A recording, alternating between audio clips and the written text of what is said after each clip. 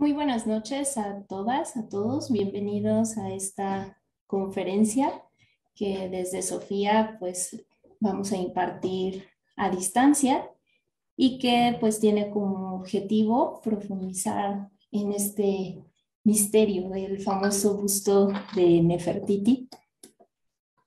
Vamos a ir comenzando. Pues esta pieza es justamente una de las joyas más importantes, más destacadas en el arte universal y el arte egipcio. Cuando pensamos en las imágenes de Egipto, pues además de las grandes pirámides, de la Esfinge, de Giza, la máscara de Tutankamón, pues justamente el busto de la reina Nefertiti es una de las imágenes que seguramente viene a nuestra mente. Y eso es por su misterio, por su belleza, por esa delicadeza que encierra en realidad en un espacio tan pequeño, pero a la vez guarda tanta grandeza que pues enamora, ¿no? Cautiva.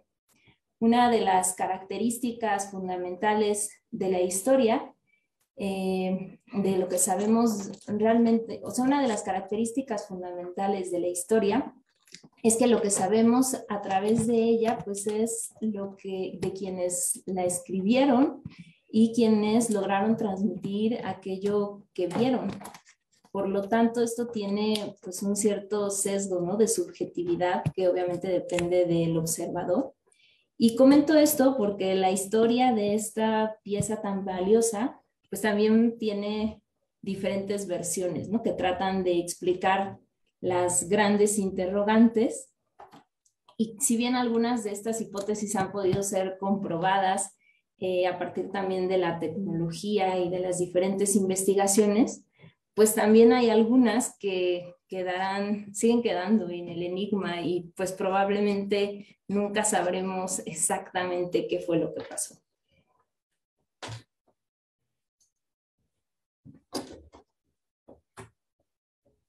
Nefertiti, este nombre significa la hermosa ha llegado, que tiene su origen en Nefer, que significa hermoso o bello, y ella pues era la esposa principal de Akenatón, que pues en principio a lo mejor lo conocemos más como Amenhotep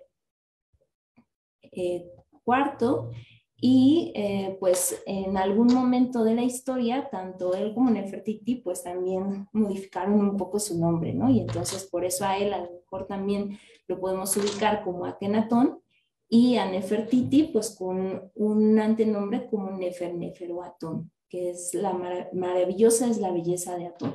Si se dan cuenta, pues aquí ambos tienen como esta terminación, ¿no? De Atón, que hace referencia pues a esta revolución tanto religiosa como política que promovió justamente Akenatón y que hizo como toda una revolución, ¿no? Desde cambiar pues la capital misma del imperio, que inicialmente pues estaba en Tebas, y a partir de este gobierno pues también se cambia hacia un lugar ubicado, conocido como Tel el Amarna, y pues ahí se empiezan a hacer diferentes construcciones que justo por la rapidez con la que se hicieron estas, pues poco a poco con el tiempo pues fueron desapareciendo, y entonces tampoco es que tengamos muchos vestigios, ¿no? De las construcciones que en ese momento hubo. De hecho, Tel el Amarna significa eso, ¿no? Como los escombros o lo que quedó de Amarna. Entonces, Nefertiti era hija de un sacerdote de un alto rango en el clero de Amón, y pues tenía una influencia importante dentro de todo el Egipto faraónico. Su nombre era Ay. Y bueno, a partir de este vínculo que él tenía, pues fue que ella de alguna forma pues pudo también tener como este vínculo con Akenatón, y bueno, pues ella se convirtió en una de en la esposa principal de este faraón. O sea, pensemos que los faraones en aquel momento pues tenían varias esposas, pero ella fue pues la más destacada de todas. Tuvo al menos 6 hijas con él, Y es interesante cómo a partir de las diferentes imágenes o esculturas que se tienen de ella, pues se puede apreciar también este elemento en su propio cuerpo, ¿no? Cómo va cambiando a partir también pues de estos embarazos. Nefertiti pues era esa esposa que acompañaba todo el tiempo a Akenatón porque compartía todos sus ideales políticos, religiosos, y por eso tuvo un lugar muy destacado dentro de todo este dinastía, bueno, en este periodo dentro de la dinastía 18 en Egipto. Y bueno, pues digamos que lo que caracteriza este periodo en el que ellos gobernaron fue el que introdujeron un culto monoteísta al dios solar Atón.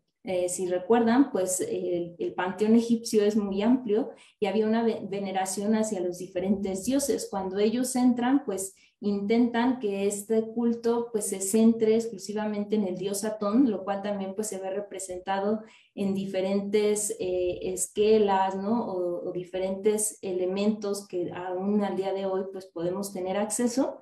Sin embargo, pues cuando ellos dejan de gobernar, pues esto ya no continúa. O sea, realmente es algo que solo existe durante su gobierno.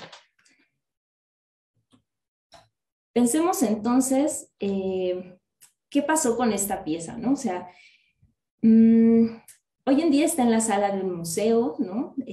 Solita, ¿no? Donde las luces, pues, con solo reflejarla, pues, como que hace un destello del esplendor de su cultura. Pero ¿cuál es la historia detrás de todo lo que pasó esta pieza para llegar al día de hoy a ese museo, ¿no? O sea, ¿en qué momento fue descubierta? ¿Quiénes fueron los personajes que más se interesaron por ella? Y principalmente, pues también quién la hizo, ¿no? O cómo sabemos que es Nefertiti. Entonces, situémonos en Egipto, en el año de 1912, con este personaje, que es Ludwig Borchardt, que era un alemán. Ustedes saben que pues muchas de las expediciones arqueológicas que se hacen en el mundo, pues colaboran diferentes países, ¿no? Y en este caso, pues era una campaña de excavaciones alemana que estaba haciendo pues una serie de investigaciones ahí en Amarna, ¿no? Y entonces, pues ellos estaban un día excavando, inclusive con piquetas, ¿no? Y de pronto se encontraron con esos pequeños detalles del busto, ¿no? O sea, de pronto empezó a esbozarse la nariz, de pronto empezaron a asomarse algunas piezas del rostro, y entonces inmediatamente detuvieron cualquier objeto con el que estuvieran manipulando la excavación, y con las manos pues justamente empezaron a quitar la arena, tratando de dañar lo menos posible la pieza, y poco a poco pues la arena fue revelando el rostro de esta reina. Se encontró dentro de uno de los talleres de uno de los escultores de arte más importantes de aquella época, que fue Tutmose. Él era supervisor de obras, pintor y escultor oficial de la corte del faraón, e incluso en alguno de las piezas que se encontraron donde se describe cuál era su cargo, pues decía justo que era el favorito del rey y maestro de obras, ¿no? O sea, realmente tenía un cargo muy importante, y dentro de su taller había muchísimas piezas. O sea, pensemos que esta no era la única pieza que estaba, había muchas otras, pero obviamente pues esta fue la que llamó más la atención. Se cree que, de acuerdo a todos los estudios que se han realizado, que más o menos en el año de 1345 fue cuando se realizó, y aunque no hay ninguna inscripción como tal en la pieza que denote que es justamente Nefertiti, pues se tienen muchos otros retratos de la reina, y a partir de eso pues se ha podido determinar que se trata de ella, ¿no? Tanto por la corona que tiene, por las diferentes características pues, de cada una de sus facciones. Este personaje en realidad pues ya se hizo como varias actividades ahí mismo en Egipto, ¿no? O sea, a mí me pareció interesante que él fue quien fundó el Instituto Alemán de Arqueología ahí mismo en el Cairo y fue director de ese lugar hasta 1928. Además de las excavaciones que estuvo haciendo ahí en Amarna, dirigió excavaciones en Heliópolis y en otras tumbas del Imperio Antiguo. Entonces, pensemos que descubrió muchas otras cosas, pero en esta pieza realmente encontró algo diferente, que veremos más adelante, pues también cómo eso lo llevó a tratar de tenerla, ¿no? Y no dejarla en Egipto, justamente. Esta es una foto muy icónica, ¿no? Muy representativa del momento en el que sacan el busto de Nefertiti y en alguno de los textos, pues justamente él, Borja, dice esto, ¿no? Sostuvimos en nuestras manos la pieza más viva de todo el arte egipcio. No puede describirse con palabras, ¿no? Lo tienes que ver, decía él. Y pues en ese momento, cuando él encontró esta pieza, pues hay ahí como muchas teorías, ¿no? Inclusive hay algunas que hablan de qué tan verídica, ¿no? Fue este descubrimiento, ¿no? Pero bueno, todo eso poco a poco lo iremos comentando. ¿Qué tiene este rostro que nos fascina tanto, ¿no? Digamos que uno de los aspectos que más nos puede sorprender es el estado casi intacto en el que se encontró. O sea, la pintura estaba prácticamente en un estado de conservación perfecto y pues como pueden observar, pues las orejas eran como las que estaban como más dañadas, por decirlo así. Se cree que la pieza se había caído y pues justo las orejas fueron las que recibieron el mayor impacto. Probablemente también pues porque era la parte más frágil, podríamos decir. Y pues también aquí no sé qué tanto se aprecia, pero podemos ver cómo de nuestro lado derecho, pues uno de sus ojos no está completamente igual, ¿no? Que el otro.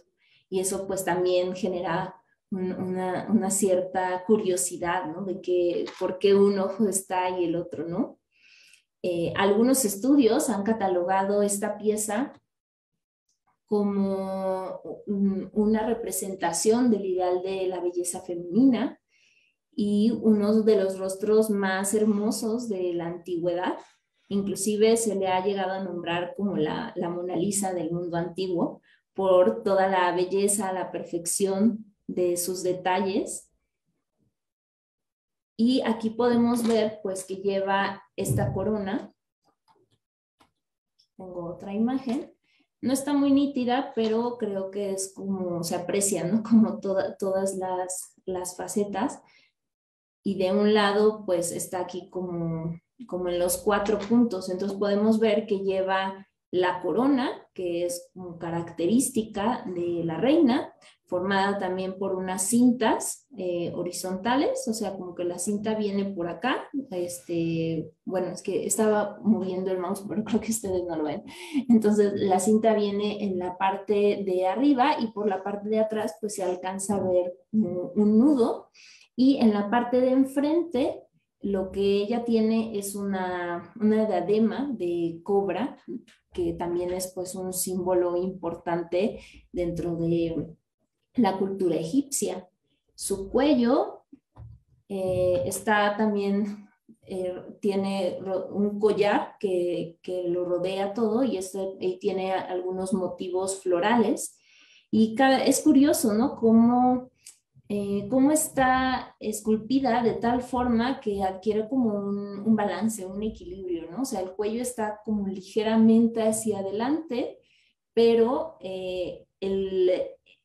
esta corona que ella porta, pues es como si hiciera un contrapeso y permitiera entonces que la escultura se mantenga también fija y pues podemos ir observando cada uno de los detalles que tiene en su rostro, el largo de su cuello, o sea, tiene como tantas pequeñas cosas en las cuales nos podríamos ir deteniendo, que eso es uno de los aspectos pues que la hace tan fascinante. Si nosotros ubicamos el arte egipcio como más antiguo, podríamos probablemente ubicar imágenes como estas, ¿no? Donde tanto los dioses como los faraones pues se presentan de una forma como mucho más hierática, ¿no? Sus cuerpos, ¿no? Tienen como una manera de dibujarse, ¿no? De mostrarse como mucho más estética tal vez, ¿no? Tienen unos cánones muy distintos. Y entonces justo esta escultura pues también llama la atención porque rompe un poco con esa línea que a lo mejor en muchos otros templos se puede observar. Y es que esta es una característica del arte durante este periodo de gobierno del cual hablábamos al principio de Akenatón. Entonces, por ejemplo, en esta imagen justamente se observa al faraón junto con la reina y pues en la parte de arriba podemos apreciar justamente el disco solar y cómo pues si nosotros observamos también como las facciones de cada uno de los personajes, pues en realidad podríamos decir que es un poco como más natural, o sea, como que las facciones, ¿no? Los movimientos del cuerpo, inclusive la actividad que están realizando, pues lo hace como mucho más cotidiano, mucho más cercano y es un poco también como parte de lo que podemos apreciar en el arte de Amarna porque es un periodo en el que pues haces como una revolución en todos los aspectos, ¿no? Y en el arte pues se aprecia muy bien. Inclusive esculturas como estas pues reflejan claramente, ¿no? Esa diferencia, tanto, por ejemplo, en el rostro, ¿no? Podemos ver unos labios muy distintos a la imagen anterior que habíamos visto, como por ejemplo esta y cada una de las facciones del rostro, a lo mejor podríamos verlas como más alargadas también.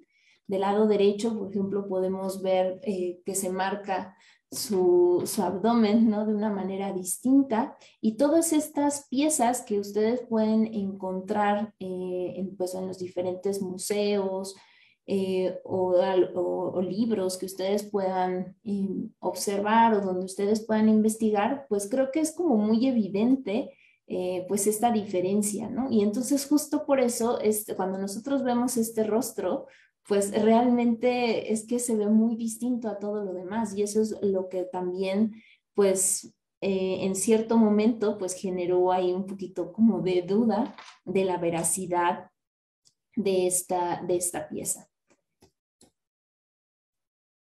Si nosotros vamos como detallando un poquito más respecto a cómo se fue elaborando esta pieza, pues podríamos ver que hay varias capas, o sea, es varias capas y está retocado. O sea, tiene una base que es de piedra caliza, que está totalmente tallada, o sea, podríamos decir que tiene un busto tallado en piedra caliza, y luego sobre ese le fueron poniendo diferentes capas de estuco, inclusive de diferentes grosores, y lo fueron pintando, lo cual nos habla de que en realidad es una pieza pues que se fue transformando, es decir, no siempre estuvo como nosotros ahora la vemos. Inicialmente tenía como una expresión y luego, pues también conforme la reina fue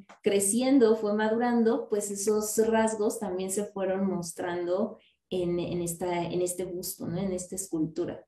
En realidad es una escultura relativamente pequeña, ¿no? O sea, no llega ni siquiera al medio metro. Sin embargo, como decíamos que está hecho de piedra, pues pesa más o menos 20 kilos, prácticamente 20 kilos. Decíamos ya que se le atribuye a Tutmosis porque se encuentra en su taller y pues por el cargo que él tenía y por la experiencia que se asume que tenía, pues también por eso se cree que fue quien lo elaboró.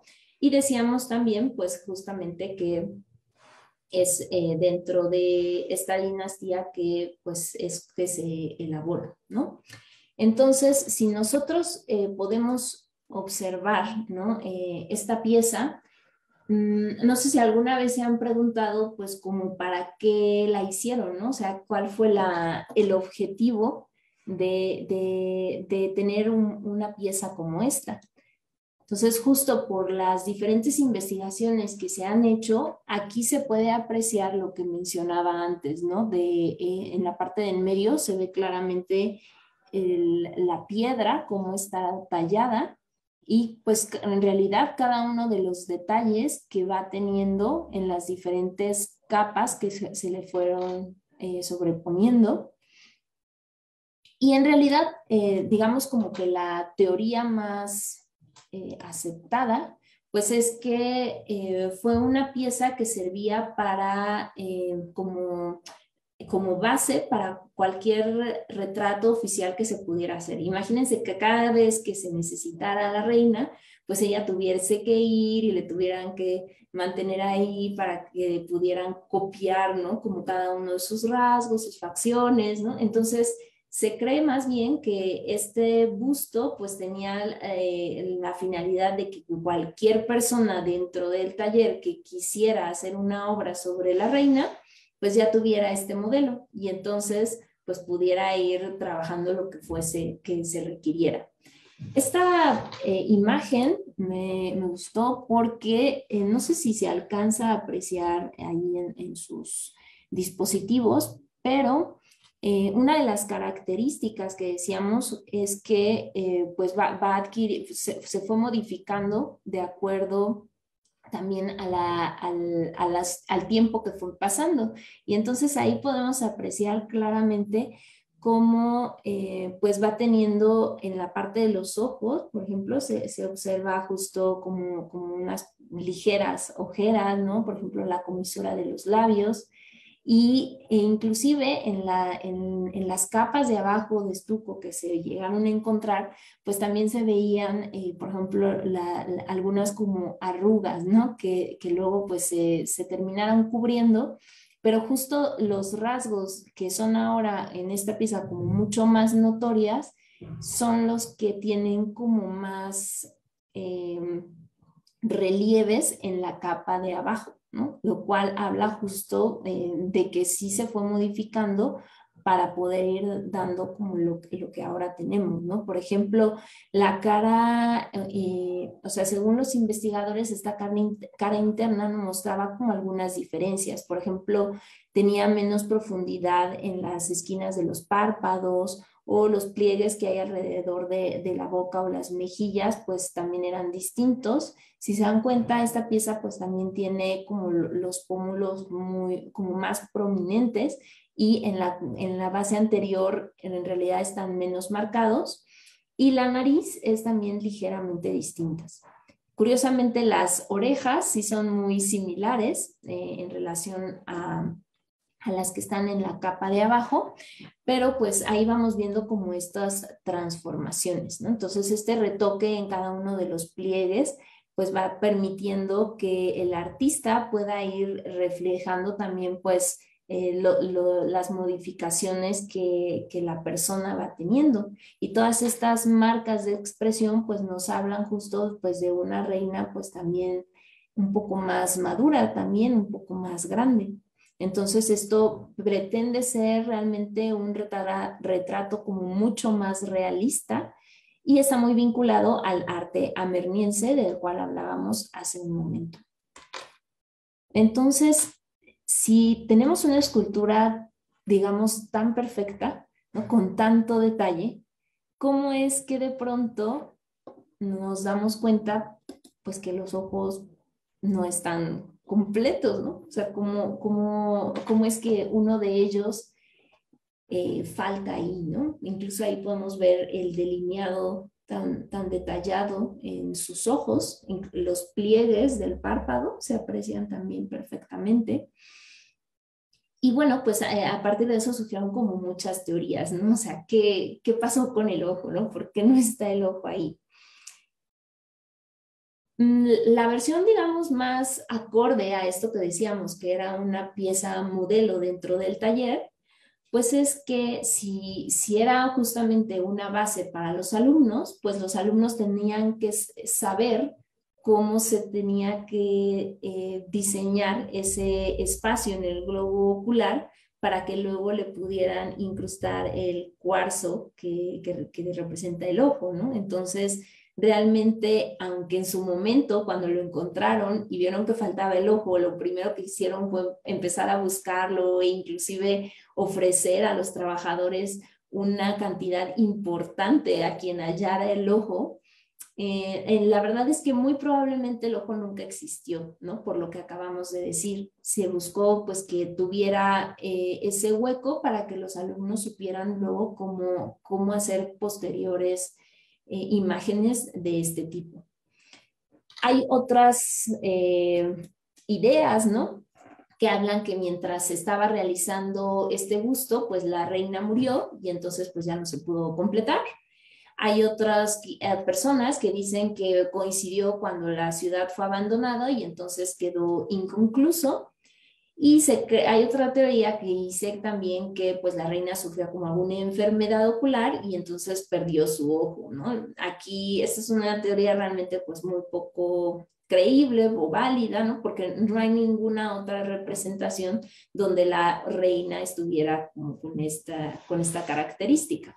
Entonces realmente pues la idea como más cercana a lo que probablemente pasó, pues es que ellos así lo decidieron. Uh-huh. Entonces, bueno, si ustedes, así como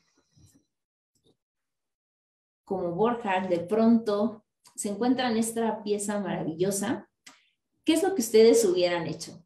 O sea, teniendo en sus manos a una de las piezas de arte y de cultura, ¿no?, más relevantes de todos los tiempos, ¿qué habrían hecho con ella?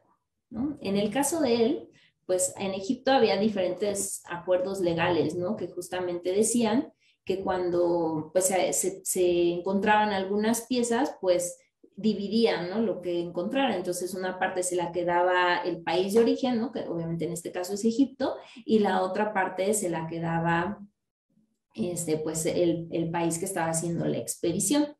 Entonces, pues que repartían un poco como en partes iguales. Aquí el tema, pues es que esta, o sea, ¿qué otra pieza podría quedar como en igualdad con, con esta Nefertiti que tenemos aquí, ¿no? Entonces, había dos piezas particulares. Se dice que había un altar plegado que mostraba justamente tanto a Akenatón como a Nefertiti, y el otro justamente era este busto. Sin embargo, pues nuestro personaje principal, ¿no?, en esta historia, que es Borja, vinculado con el descubrimiento, pues lo que él hizo fue que cuando mostró lo que había encontrado e hizo una relación de las piezas, pues realmente esta pieza la puso así como cualquier cosa, ¿no? O sea, le quitó realmente la importancia que tenía. Se dice que en ningún momento realmente mencionó que se trataba de un busto de tal altura, y realmente pues nada más mencionó que era un busto de una princesa armeniense. Le tomó una fotografía, no como esta, ¿no?, sino pues así como bastante mala, podríamos decir, y entonces pues no se veía en la fotografía la relevancia artística que tenía. Y además la metieron en una caja, la envolvieron, ¿no? Y entonces casi así pasó como dentro de muchas otras piezas que se habían encontrado, pero pues muy sin importancia. Y pues justamente como el asesor en aquel momento del Servicio de Antigüedades de Egipto, pues realmente nunca vio la pieza, pues Egipto se quedó con este retablo y Alemania se llevó el busto de Nefertiti. Y entonces, una vez que estando en Alemania, pues lo que hizo él fue entregárselo a un judío alemán que se llama James Simon, que en realidad fue quien había dado una parte importante para financiar la excavación en la que se había encontrado este busto. Entonces, él se lo entrega y pues él decide colocarlo, ¿por qué no?, en su casa.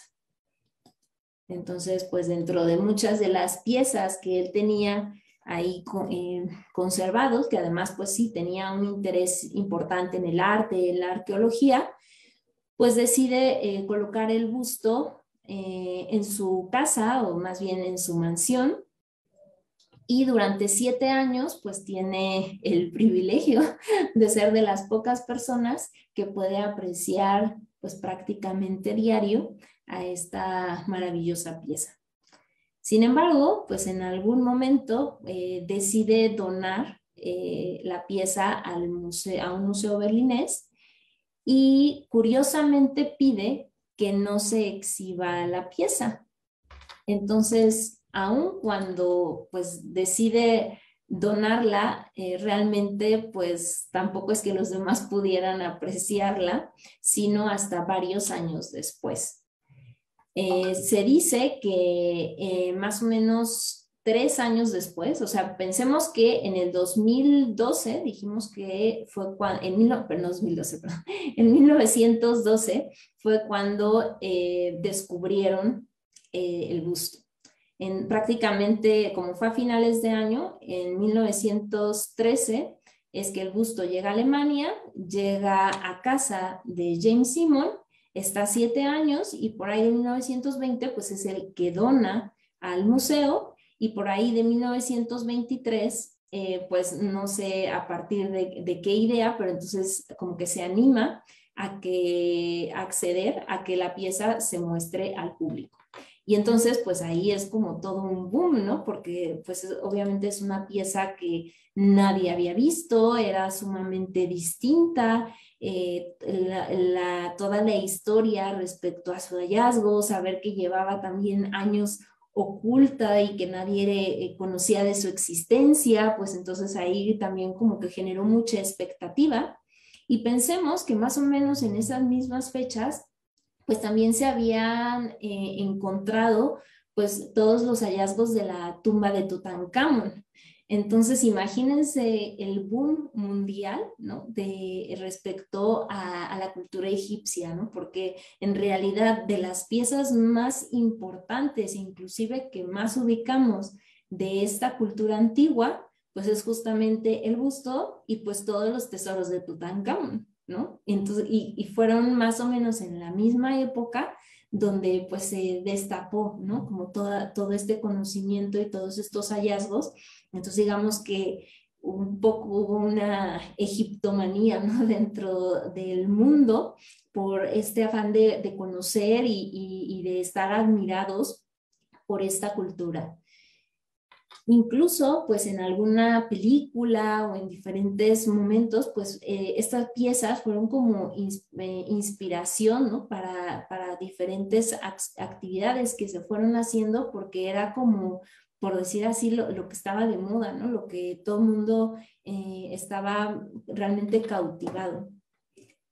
Sin embargo, pues eso también como que reavivó la molestia de los egipcios, porque pues recordemos que se habían llevado esta pieza, aunque legalmente, de una manera pues digamos como no tan leal, ¿no? O sea, queda ahí un poco la duda de cómo fue que al final pasó, ¿no?, como esta pieza tan desapercibida. O sea, sí hay papeles que pues donde tal cual el gobierno lo cede, ¿no?, pero porque no estaba tan explícito el tipo de pieza de la que se trataba. Entonces, en el año de 1930, el rey de Egipto, que era Fuad I, pues volvió a escribir insistentemente a Alemania solicitando la devolución del busto y tal, pero pues realmente ha sido pues toda una lucha, o sea, durante años, de poder recuperar también esta pieza de valor tan importante. Pensemos que para 1933 pues ya Hitler ya también se había apoderado del Estado alemán, ¿no? Era un momento histórico también importante y en algún un momento llegaron a decirle al rey egipcio, rey egipcio que le iban a devolver la pieza, pero cuando Hitler vio la pieza, obviamente dijo que no, echó para atrás todo y pues obviamente paralizó la entrega de esta pieza e incluso expresó su deseo de construir un museo especial que pudiese albergar a Nefertiti y que es curioso, por lo que vamos a ver casi al final de esta plática, el poder construir una sala especial para ella, ¿no? Donde tuviese una cúpula muy grande y que la luz directa entrara al centro, que es justo donde colocarían a la reina, ¿no? De alguna forma, pues haciendo alusión, pues a regresarle también un lugar importante, ¿no? Que tenía. Entonces, pues hasta ahí Hitler dijo, la pieza se queda en Alemania. Pero llegó la Segunda Guerra Mundial y entonces, pues pensemos que con todos estos bombardeos, pues muchos de los espacios que pues se consideraron también obras arquitectónicas, inclusive de alto valor, pues también fueron destruidos, ¿no? Entonces el museo en donde se encontraba esta pieza, pues corría el riesgo de sufrir algún daño y entonces deciden sacar la pieza del museo y ponerla en una caja fuerte de un banco.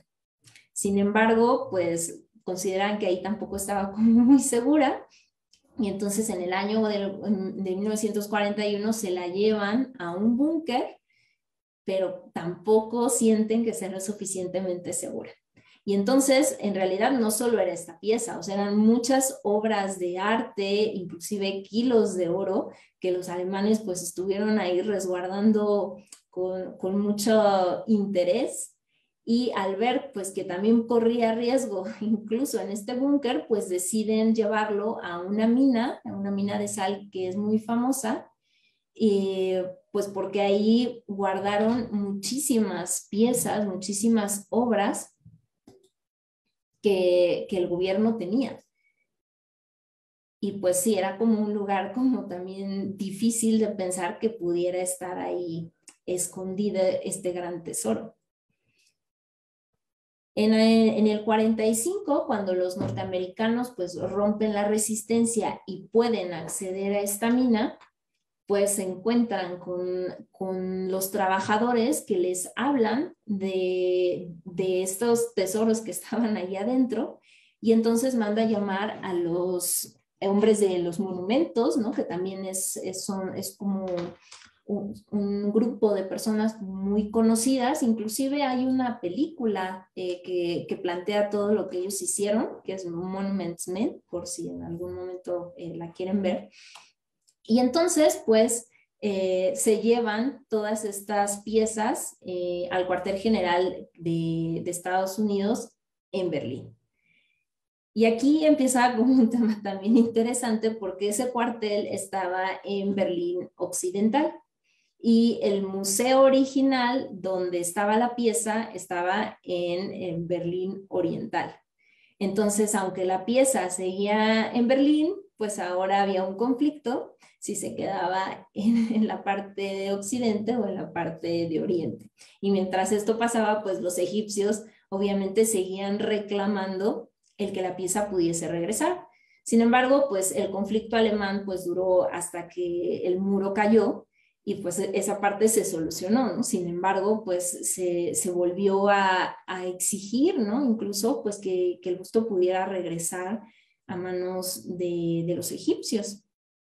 Zahi Hawass, que es el jefe de antigüedades del ministerio, que después fue también ministro de antigüedades, pues incluso exigió, ¿no? Que los alemanes demostraran que se habían llevado legalmente la pieza, ¿no? Que el busto pues tenía como un referente realmente como aceptable para que se lo pudieran quedar, pues sabiendo que se lo habían llevado más como de una manera con engaños y pidió incluso, así como un acto un poco más radical, ¿no? Que no se prestaran piezas a los museos alemanes, puso ahí como condiciones como un poquito más severas, como también prohibir algunas excavaciones alemanas en el Cairo, pero realmente pues no, eso no funcionó mucho. Incluso la misma UNESCO en el 2005 intervino para que se pudiera hacer la devolución y mientras todo eso pasaba, como los alemanes ya habían resuelto conflictos en qué lugar se quedaba, pues remodelaron el museo original donde estaba, que es el Neue Museum, y entonces hicieron una sala especial para esta pieza. Que si recuerdan lo que habíamos comentado antes respecto como a esta idea que tenía Hitler, pues en realidad creo que es muy similar a lo que él pensó, ¿no? O sea, una de las piezas más como importantes de ir a ver en este museo, pues justamente es esta. Y dentro de todas las maravillosas piezas que se pueden encontrar, pues de pronto entras a una sala donde todo está en silencio, ¿no? Donde solo está esa presencia serena de Nefertiti y donde pues en este lugar donde la tienen pues puedes apreciarla perfectamente, ¿no? A pesar de que es una obra que mucha gente pues tiene interés en verla, pues no es que la sala esté llenísima, por lo menos no siempre, y entonces pues tienes la oportunidad de quedarte contemplando a esta reina y todo lo que pues de alguna forma representó para la historia de Egipto, ¿no? Y también pues reconocer a través de esta pieza pues la grandeza de, de una cultura y de una civilización como lo fue Egipto.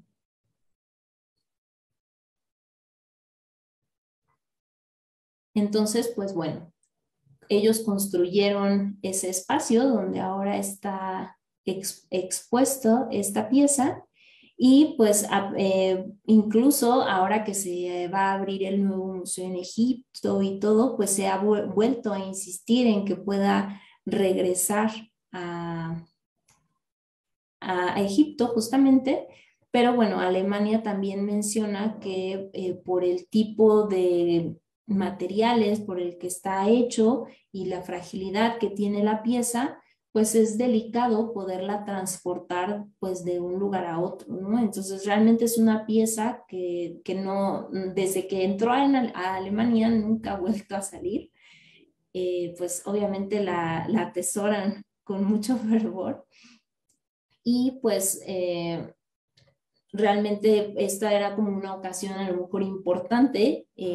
Hawass inclusive propuso ni siquiera que se quedara con Egipto, sino que fuese un préstamo de los alemanes para la inauguración del museo, pero pues no fue algo que aceptaran. Y pues bueno, para ir llegando al final de esta charla, eh, pues qué fue lo que pasó con esta reina, ¿no? O sea, hablamos un poquito pues de esta revolución que ella y su esposo hicieron y un poco también pues como esta esplendor, pues hubo como algunos cambios a nivel muy importante dentro de las diferentes áreas del imperio, pero pues digamos que en el año 1336 más o menos la reina desaparece de todas las fuentes.